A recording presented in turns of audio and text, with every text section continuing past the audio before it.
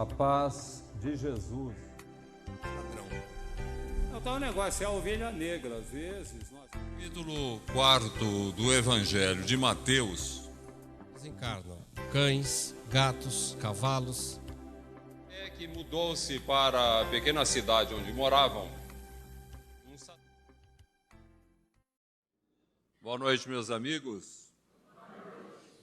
A paz de Jesus, o Mestre Supremo, esteja em nossos corações. A paz de Jesus, o Mestre Supremo, esteja em nossos corações.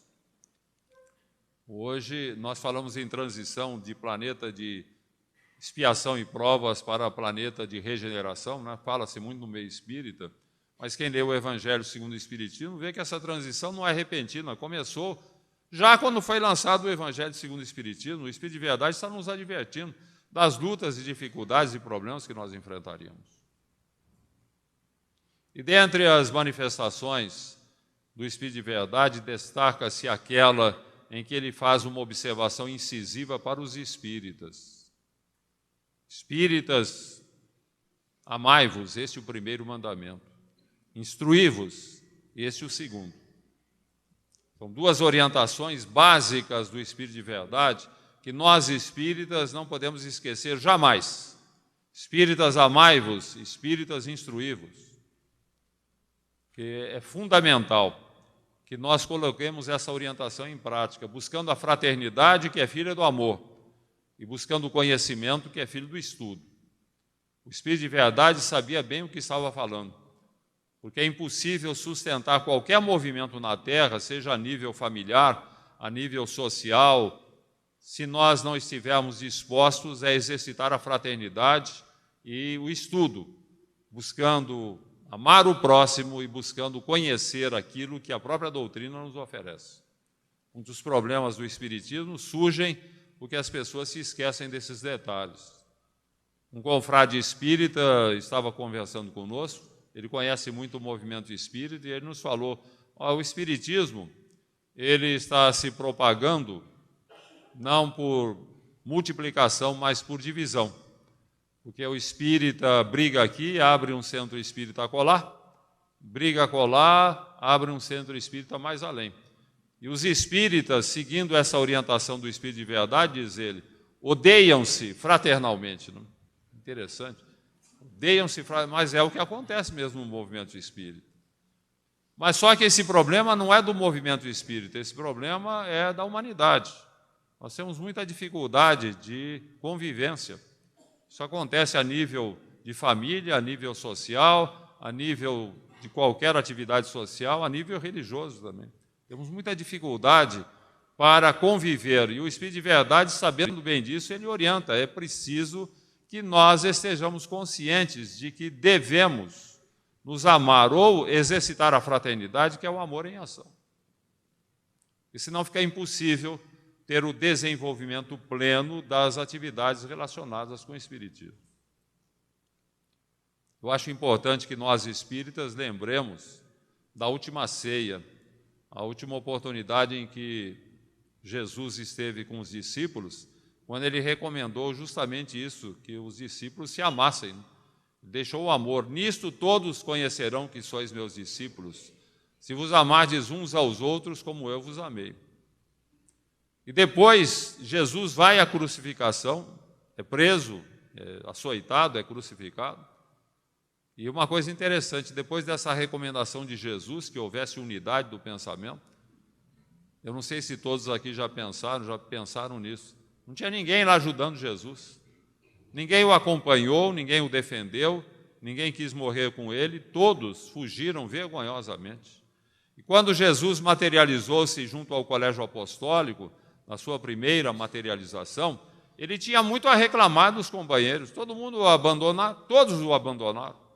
No entanto, ele não teve uma palavra de queixa ou negação, simplesmente os convocou ao trabalho ingente da seara cristã para a edificação de um mundo melhor.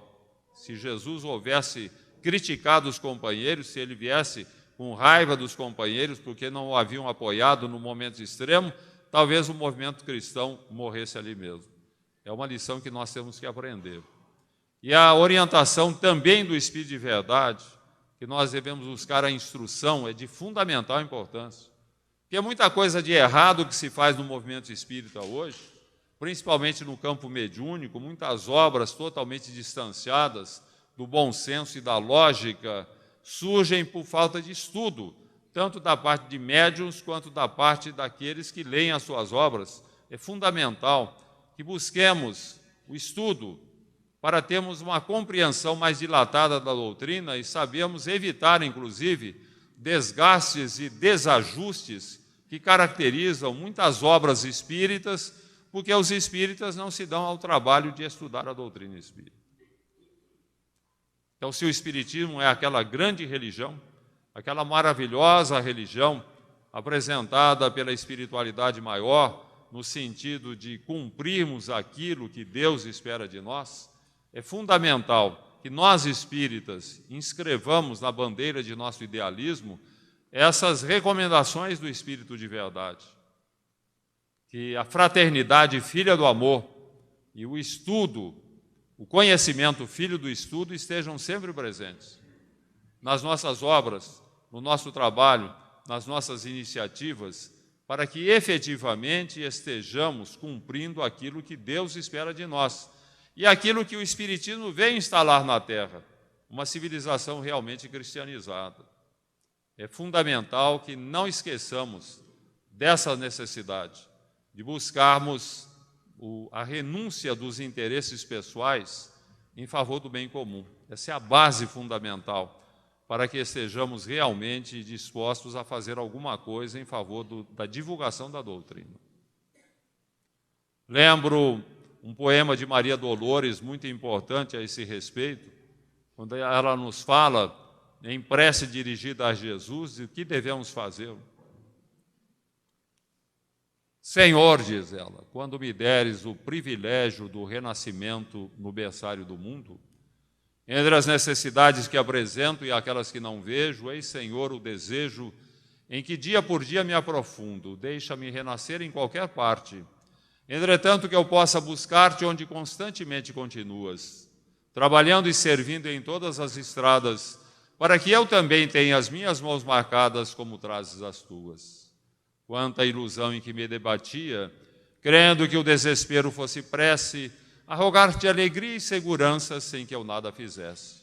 Imitava na terra o lavrador a temer pedra e lama, vento e bruma, aguardando milagres de colheitas sem plantar coisa alguma. Entretanto, Senhor, agora sei que o trabalho é divino compromisso, estímulo dos céus guiando-nos os passos, e que por atender a semelhante lei puseste ambas as mãos em nossos braços, por estrelas de amor e de serviço. Assim, quando efetues as esperanças em que me agasalho, e estiver entre os homens, meus irmãos, que eu me esqueça em trabalho e me lembre das mãos. Não me des tempo para lastimar-me, que eu busque tão somente a luz que me acenas. No anseio de seguir-te, quero trabalho apenas. Dá que eu seja contigo onde estiveres uma resta de paz, que eu seja alguém sem destaque e sem nome que se ouvide no bem. E se um dia uma cruz de pedras e agravos reclamar-me a tarefa e o coração, não me largues ao susto a que me enlei, ajuda-me a estender as próprias mãos aos cravos da incompreensão que me rodeie, entre bênçãos de fé e preces de perdão. Ouve, celeste amigo, aspiro a estar contigo longe de minhas horas desregradas, onde sempre estiveste e sempre continuas, plantando amor em todas as estradas, para que eu também tenha as minhas mãos marcadas, como trazes as tuas. Jesus nos abençoe. Jesus nos abençoe.